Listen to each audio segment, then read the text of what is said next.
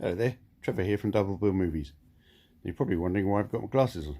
Well, I have an article that I would like to read from you. It is regarding the 4Ks of True Lies, The Abyss, and Aliens, which I can't hold up because it's not out yet in the UK, so I don't have it. This was very insightful, and it was something shared by someone on Twitter, X, and I read it during my lunch break. So let's take a look. Okay, so here's the title. Film preservationist Robert Harris defends controversial James Cameron 4K update with exclusive comments from Harris. So while James Cameron's recent 4K restorations of his classics are controversial, a famous film preservationist is defending them. Okay, so here is an update from producer and archivist Robert Harris. These films have not been restored in any way, nor was restoration needed. There should be no problems with the original elements. The work performed was a revisualization and entirely new digital product, which, to varying degrees of success, appears to have achieved Mr. Cameron's goals.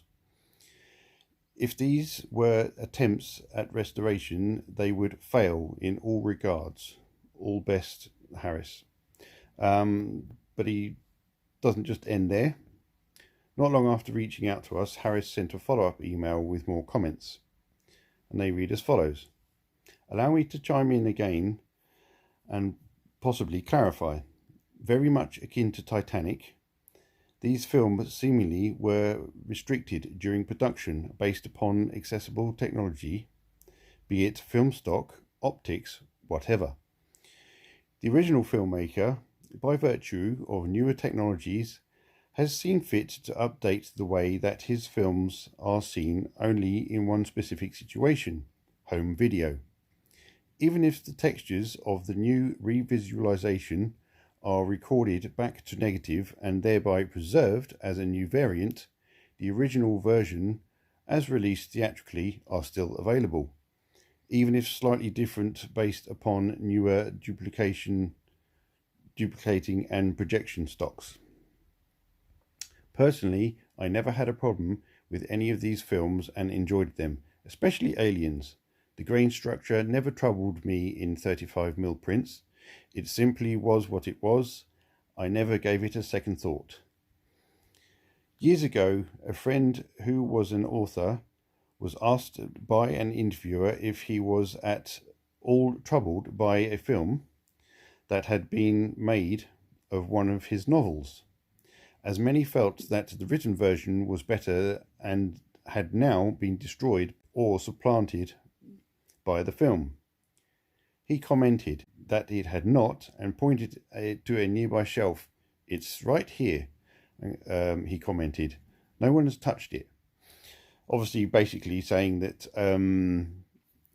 his work hasn't been tampered with. Someone else has done their own version of it. And essentially, James Cameron's done that with his own films. He hasn't touched the negatives whatsoever. He's basically, I imagine, taken the digital intermediate that existed and has worked solely with that to create the new version that we see now on these 4K discs. So I carry on reading. The reality here is that while home video variants may have been supplanted by a different version, and the original versions may not be viewable on 4K or Blu-ray disc, they could be, anytime the IP owner desired to publish them. These original versions also still survive in studio vaults and archives and can be run as quickly as they can be acclimatized to the environment. So creating new 4K masters of any of these films is a simple and not terribly expensive task. I'd love to have a 4K copy of Aliens, mimicking the look and textures of the original 35mm prints. It would be interesting to contrast and compare the two, and depended upon my mood and the point that I might be trying to make to those around me, I could pop either into a player and enjoy it. Which would I probably view for myself the original. But that doesn't suggest that the revisualization should not exist, as that version better tracks to what the filmmaker may have created were the tools available during production. This point further allows the concept of not manipulating grain and colour or other textures in some other films, for which those specific attributes were pre-planned and dialed into perfection. This is not a case in this situation. All the best. So I can read this bit as well. Over the last few months, there's been some controversy among home theatre enthusiasts about the recent restoration by James Cameron of 3 of his classics in 4K HDR, Aliens, The Abyss and True Lies. The release of all 3 were highly anticipated, largely because both The Abyss and True Lies have never been available in high definition before, much less 4K. Obviously, they've been available streaming somewhere, I think, but not on physical format. While the releases have been largely praised and how stunning the films look in 4K, a lot of the film fans are taking issue with the fact that James Cameron's movies have likely been restored with AI assistance. So clearly this is not the case. And look quite different now than they did before. Notably, film grain has been almost entirely removed from the films, with colours tuned up in a way some view as too different from how the movies initially looked. And there is a picture comparison. So that's the original image. You see how blurry it is. The technology they've used has basically gone in, although it's sharpened some detail, it's perhaps taken things like pores out of the skin and everything. So there we go. Someone on the inside basically explaining what has and hasn't happened. So there's been zero restoration of either of these films. So the original negatives have not been touched. They have not been used. The only way I can describe what I think has happened is basically the original digital intermediate has been airbrushed over. You know, it's kind of had a makeup job done to it, and that's why all the pores detail and everything has been covered up and hidden, and the grain,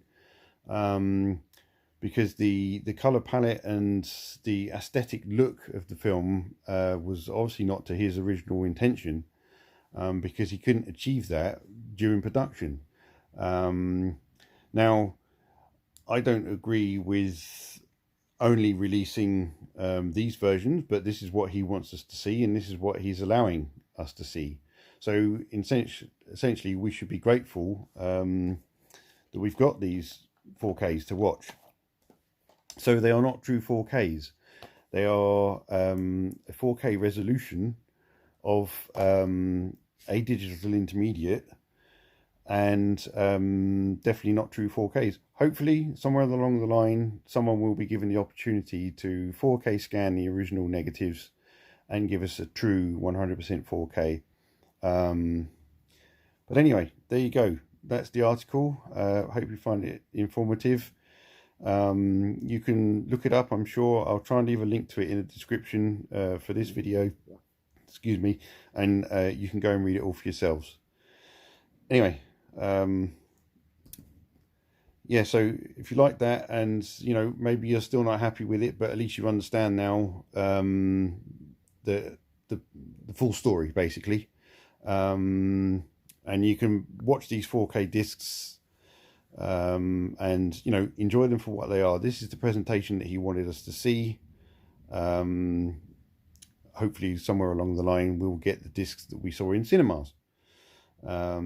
Anyway, take it easy. I'll see you soon.